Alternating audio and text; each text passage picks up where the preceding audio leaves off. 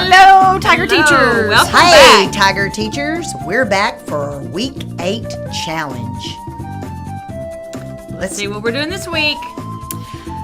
On past weeks, we have based a couple of our challenges off of elements from the Fundamental 5. If you think back, one of our challenges has been on framing the lesson, and we've had a few challenges on frequent small group purposeful talk. This week, we are focusing on another element of Fundamental 5, working in the power zone. It's one of my favorite ones. There you go. So, just to make sure that we're all on the same page, power zone is a teacher teaching in close proximity to one student or small group of students or the entire classroom. It's basically getting out from behind your desk or getting away from that one spot that we like to teach in, but getting out among the students. Working in the power zone, it's called this because when a teacher engages in the practice, every other instructional practice that they bring to bear is enhanced and made more powerful.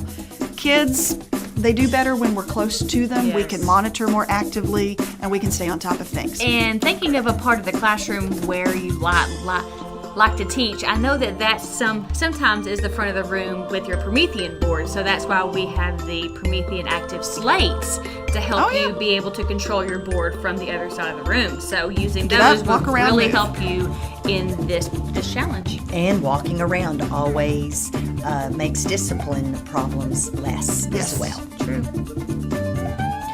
Your challenge this week is to demonstrate how do you monitor student participation and recognize when students become confused or disengaged.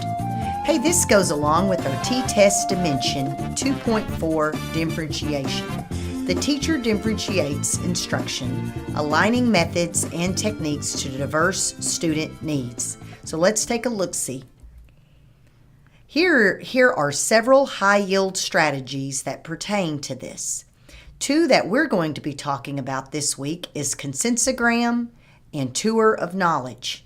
Well, tell us about consensogram, Patty. Well, this one was new to me, guys. I had always have known about the KWL, and to me this is a little bit like the KWL. Very. But in a consensogram, it's actually looking at students, and before the lesson, you're going to gauge, or actually they're the students are the ones telling you, hey, I'm lacking confidence in this.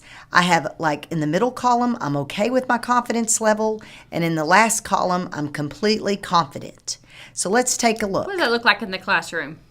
Well, it can take the form in Google. It could also take the form in a flip chart. I think I should make a flip chart and send it out this I think that'd be week. great. I think I'm That's gonna a do good that. idea. Yeah.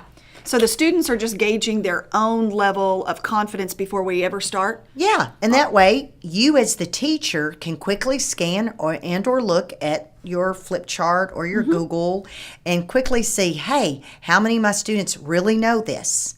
Okay, so this is what it looks like at Before. the beginning. Okay. It looks like that one's on Australia. And you can see students had put their stars, and then this is what it looks like even after. Okay. You can see how the students had moved their stars to the far right where it's completely confident. There is still one student on this example that shows that they're lacking confidence. So I would probably follow up with that student one-on-one and just have a check-in and maybe do a little review or reteach. So the purpose of this is just to stay on the pulse of how your students are feeling as you're moving from day 1 to day 2 in your lesson cycle. Exactly. Perfect. It's a student's opinion. And this looks like a smartboard file, but we have Promethean, so we will have a Promethean flip chart provided for you for this. But you can also use a in Google. Google. Yeah. You sure could. And you could also use this as an exit ticket as well. Good. Kids walk out of the room, they move their stars or their dots to where they need to go. And then you'll know for the next days where you can pick up. Okay, Carrie, tell us about the tour of knowledge. All right, the tour of knowledge is a great activity because it's going to get your students up and moving, and it's going to get your students talking purposefully about the concepts being discussed in class that day. So really what you're going to do is you're going to group your students however you'd like to, table groups, row groups, ability groups, whatever you'd like. And you're going to give each group a poster board, a piece of butcher paper. You could even do this on 8.5 by 11 regular sheet of paper if you wanted.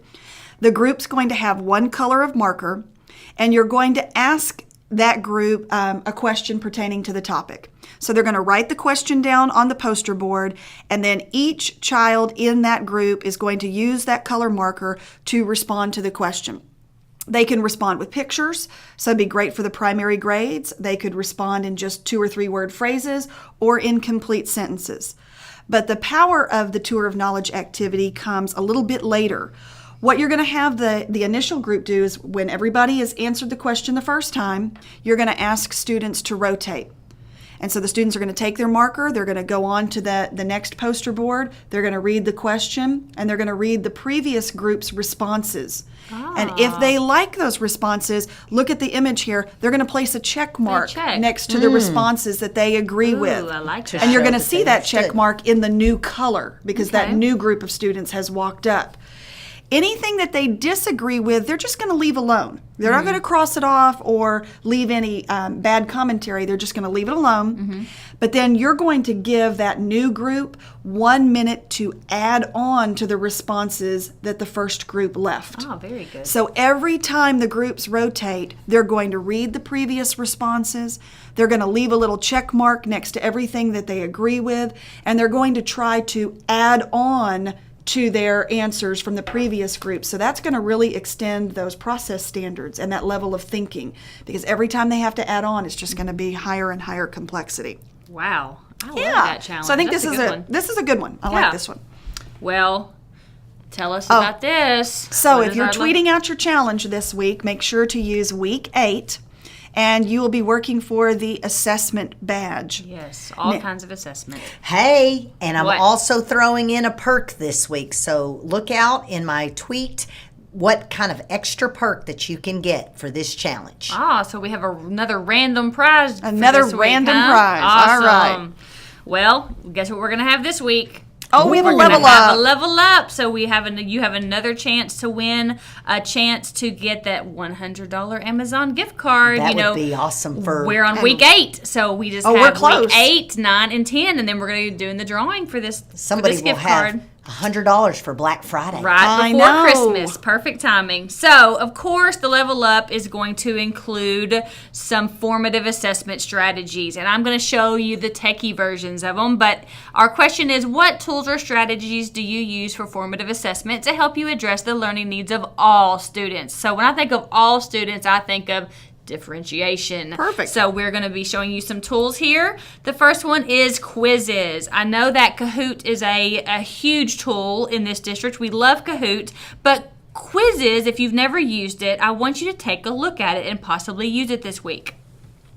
It works a lot like quizzes, but I like how the data is on quizzes. It's a little bit more robust, and it's a big bonus that they have a lot of quizzes already out there for you based on our TRS units. They already that's have a perfect. ton of Don't even formative have to create assessments 'em. already built for you. So search those out and find those quizzes and use those this week. But also on quizzes, can't students take their time? It's not everybody has to Yes. answer the fastest. It's Exactly. every There child is has a chance. self-paced mode. Yes. So the students could go in and take an assessment at their own pace. So it's not exactly in game mode where you have all the bells and whistles and everybody's competing against each other. It is a true reflection of the knowledge of the student at the moment. So that's quizzes. Another one that we love in Commerce ISD is Plickers. It's a combination of paper and clickers, hence the name Plickers. So you can go on the Plickers site, and I will actually include a URL link to the cards, but you print them out, and they are a QR code, and each student has their own QR code, and each side of the code has an A, B, C, or D. So either on the fly or as a pre-made quiz, you can have the students answer questions for you. Answer multiple choice questions. Yes, you orally read the question or have it posted on the board, either way. And then this is the view from the phone of a teacher. So it takes only one device, your phone or your iPad. And it's a free app. Free. and you scan the room, and it'll pick up each student's QR code. I love it. How quick is that? That's really cool. And then you see here what they look like a little bit further, but then this is the data it can give you. So the data is available either on your phone, or you can log into the web and see your data and all your questioning. So you can all your immediately answers. adjust your instruction based Yes. on how your students are answering the questions. And for our elementary teachers out there, if you need a little help with implementing Plickers, I have a set of cards that are already created and ready, and I'm happy to come to your classroom and help you use Plickers. And Me too. Heather, you're making a URL, right? You said? Oh, that's I'm going really to good. send out the URL for the cards for Yeah, them to that's- print them. Yes. Thank you. A tip though, if you do print them, watch out laminating them. The shiny reflection of our laminator sometimes skews it and it won't read. So You just have to play with it. yeah, you'd have to play with it. So I recommend really not laminating them. But Of course, you might, mine are laminated. Yeah, mine are too. That's how I figured it out. So don't do what we did. But Plickers on their site actually sells a set of cards, but it's laminated in a matte. Oh. A matte laminate. Oh, we need matte of laminating course, film. Well, Put that in the budget. there's Carrie's budget right there. You heard it. Now, hang on. And our last tool we're going to talk about is Google Forms. So teachers, what you can do is build a Google form with questioning for the students to complete at the end of a lesson. Now, the great thing about Google Forms is they are device agnostic. You can use them on any device. So you can use them on the Chromebooks, which you see here, or you can also use them on the iPads, or the students can use them on their phones. But you can have the students do a Likert scale and rank themselves based on how they feel about a topic or a question or how things went for the day, and it's a little bit more of a private than moving the stars Yes. up and down on the board. This would be like on their device and a true reflection of how they feel. Like they really don't You might understand. get more honest answers. Yeah, if they don't want to be embarrassed by their peers, they might do better with a Google form like this, especially with the older students.